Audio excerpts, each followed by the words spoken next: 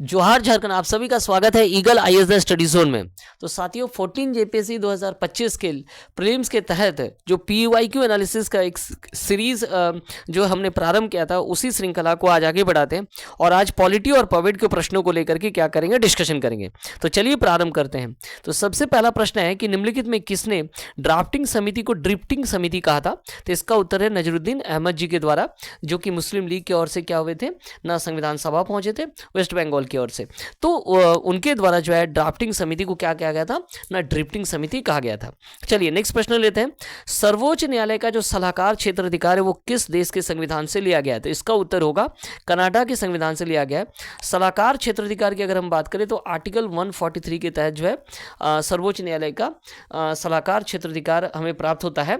वहीं संपूर्ण supreme court की व्यवस्था को लेकर हम बात करें तो 124 से लेकर 147 तक जो है हमें गठन और क्षेत्र अधिकार की बातें जो है संविधान में कही गई है। ठीक है, चलिए नेक्स्ट प्रश्न देख लेते हैं। नेक्स्ट प्रश्न क्या है? निम्नलिखित में से संविधान के किस प्रावधान को संसद के विशेष बहुमत के द्वारा संशोधन किया जाता है? आर्टिकल 368 के तहत जो है संविधान में संशोधन किया जाता है और इसे तीन प्रकार से किया जाता है। एक तो सिंपल मेजोरिटी, दूसरा हो गया स्पेशल मेजोरिटी जिसमें लोकसभा प्लस राज्यसभा, और एक है स्पेशल मेजोरिटी के साथ जो स्टेट का सहमति, हाफ ऑफ द स्टेट की सहमति की आवश्यकता होती है। अब ऑप्शंस की अगर हम बात करें तो जो मौलिक अधिकार है उसे जो है क्या है, स्पेशल मेजोरिटी के तहत किया जाता है। इसमें राज्यों की सहमति की आवश्यकता नहीं होती है। और जो नेक्स्ट जो ऑप्शन दिया हुआ राष्ट्रपति का निर्वाचन, 7वीं अनुसूची का कोई भी विषय, संसद में राज्यों का जो प्रतिनिधित्व है, इन सब के लिए स्पेशल बहुमत तो चाहिए ही चाहिए और साथ में जो है राज्यों की सहमति की आवश्यकता होती है। चलिए, तो ये हो गया आर्टिकल 368 के तहत। किस संवैधानिक संशोधन के द्वारा जो है सिक्किम को पूर्ण राज्य का दर्जा दिया गया? तो सिक्किम को जो है पूर्ण राज्य का दर्जा दिया गया था 36th अमेंडमेंट के द्वारा 1975 में, और जो है सिक्किम को पूर्ण राज्य का दर्जा दिया गया। वहीं अगर 35 संविधान संशोधन की अगर हम बात करें जो कि 1974 में अपनाया गया था, इसके तहत सिक्किम को एसोसिएट स्टेट ऑफ इंडिया कहा गया था। अब यहाँ 24 और 25 के बारे में भी दिया गया, उसके बारे में भी बात कर लेते हैं हम लोग। 24 क्या है ना, पार्लियामेंट का जो पावर है वो किसी भी पार्ट के संविधान के किसी भी हिस्से को क्या कर सकता है, अमेंड कर सकता है, और इसमें फंडामेंटल राइट भी इंक्लूडिंग किया गया था। 25वां संविधान संशोधन जो है वो इंदिरा गांधी के समय में 1971 में हुआ था, और इसके तहत संपत्ति का जो मूल अधिकार है उसको कटौती किया गया था, और ऐसा क्या है, सरकार के द्वारा सार्वजनिक उपयोग के लिए निजी संपत्ति का अधिग्रहण भी किया जा सकता है। ठीक है, चलिए, तो चारों ऑप्शंस के बारे में हो गया। 36वां संविधान संशोधन के तहत सिक्किम को पूर्ण राज्य का दर्जा दिया गया।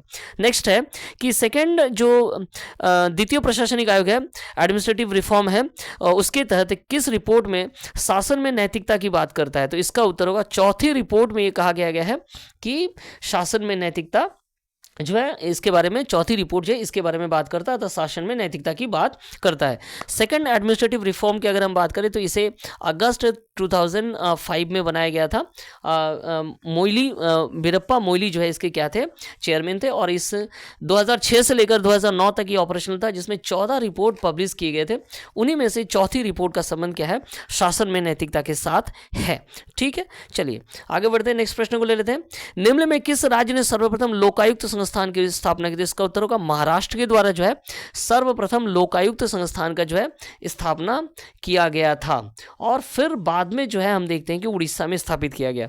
और अगर हम एक संपूर्ण डिटेल्स देखें कि जो प्रक्रिया है वो कहाँ से शुरू होता है, लोकायुक्त का जो प्रक्रिया है वो शुरू हो जाता है फर्स्ट एडमिनिस्ट्रेटिव रिफॉर्म, अर्थात प्रथम जो प्रशासनिक आयोग थे जो कि मोरारजी देसाई के निर्देशन में सेटअप किया गया था, उसी के रिकमेंडेशन से जो है इसे स्थापित करने पर जोर दिया गया था।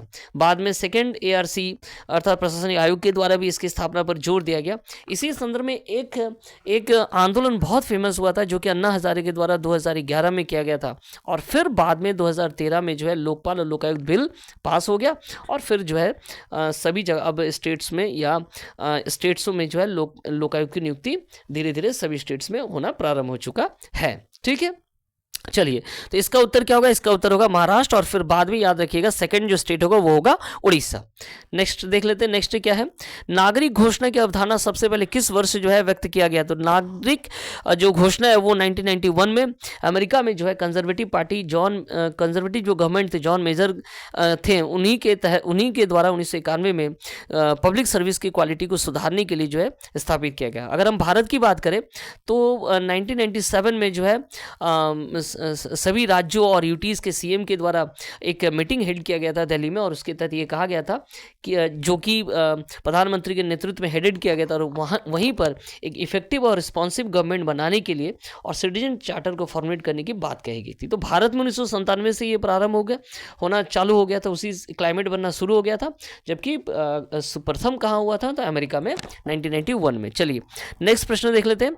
किसके अनुशंसा के बाद 1970 में कार्मिक विभाग का गठन हुआ? तो इसका उत्तर है प्रथम प्रशासनिक सुधार आयोग के अनुशंसा के बाद जो है 1970 में जो है कार्मिक विभाग का गठन हुआ।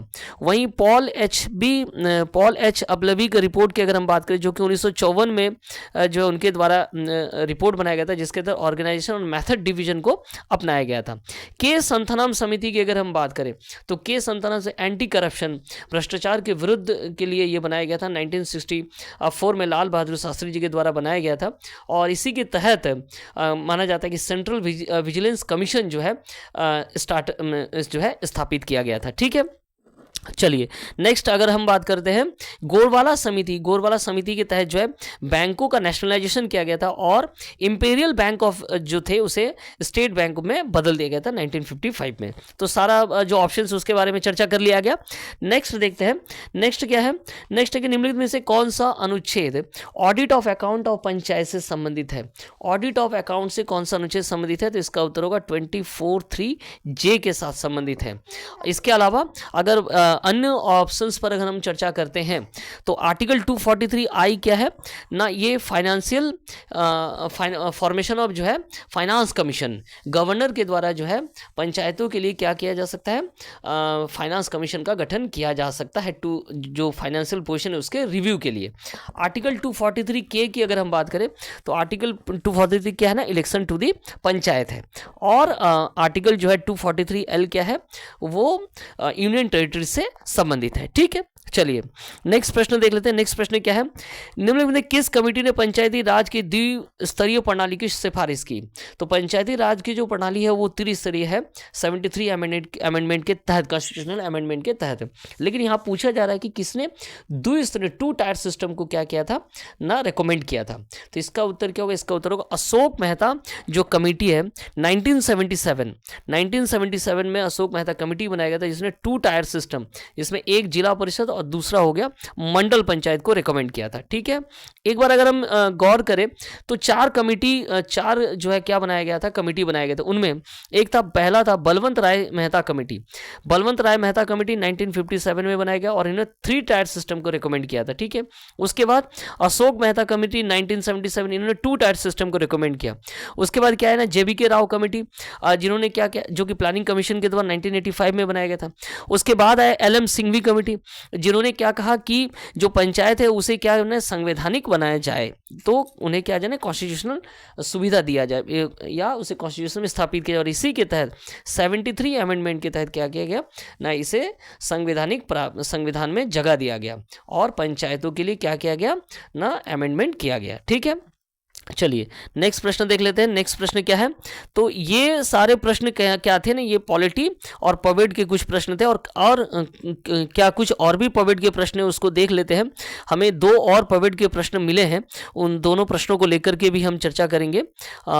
86 और 87 में हमें ये मिला है, तो देख लेते हैं कहाँ पर है। चलिए, ये हो गया राष्ट्रीय मानवाधिकार आयोग के संबंध से कौन सा कथन सही है? तो राष्ट्रीय मानवाधिकार आयोग जो कि 1993 में स्थापित किया गया था, और यहाँ पर हमें दिख रहा है कि केवल भारत के एक सेवानिवृत्त मुख्य न्यायाधीश इसके अध्यक्ष के रूप में नियुक्त किया, ये सही है। इसके अध्यक्ष एवं सदस्यों के 5 साल की अवधि के लिए और 65 वर्ष की आयु, नहीं ये 70 ईयर्स के आयु तक होता है जो भी पहले हो, और उसके बाद वो किसी लोक सेवक द्वारा मानवाधिकार उल्लंघन की स्वतः जांच नहीं कर सकता, ये भी सही है। और इसके साथ साथ इसमें सिविल कोड की शक्तियां रहती है और सभी कार्रवाई न्यायिक चरित्र के हैं। ठीक है। तो इसमें हमें ये देखने को मिल रहा है जो यहाँ जो ऑप्शन है 5 साल या 70 वर्ष, ठीक है। तो ये क्या है, ये कथन जो है क्या पूछ रहा था, इनमें से कौन सा कथन जो है सही है। तो केवल भारत के एक सेवानिवृत्त मुख्य न्यायाधीश इसके अध्यक्ष के रूप में जो है क्या किया जा सकता है, नियुक्त किया जा सकता है। तो ये जो है क्या है ना, ये बिल्कुल सही है, ठीक है। चलिए आगे देखते हैं। नेक्स्ट प्रश्न क्या है, नेक्स्ट प्रश्न है कि राज्य मानवाधिकार आयोग के सामने निम्न कथनों पर विचार करें। इसके अध्यक्ष और सदस्यों की नियुक्ति राज्यपाल द्वारा की थी, लेकिन उन्हें राष्ट्रपति द्वारा ही हटाया जाता है। यह बिल्कुल सही है। नेक्स्ट है, पदों पर बने रहने पर अध्यक्ष या सदस्य किसी राज्य सरकार या भारत सरकार के अधीन आगे रोजगार के लिए क्या होंगे, अयोग्य होंगे। अर्थात आगे अगर वो पद पर है तो उसके बाद जो वो क्या कर सकते हैं ना, किसी भी अन्य जो राज्य सरकार का या भारत सरकार कोई भी जो है रोजगार के लिए वो क्या होंगे ना, वो अयोग्य होंगे। तो ये यहाँ जो है एक और दोनों क्या है, सही है। तो इसका उत्तर क्या होगा, इसका उत्तर होगा सी, इसका उत्तर होगा, ठीक है। तो ऐसे ही महत्वपूर्ण प्रश्नों के लिए हमारे साथ जुड़ना ना भूले eagle IAS the study zone में। आप सभी का बहुत बहुत धन्यवाद है।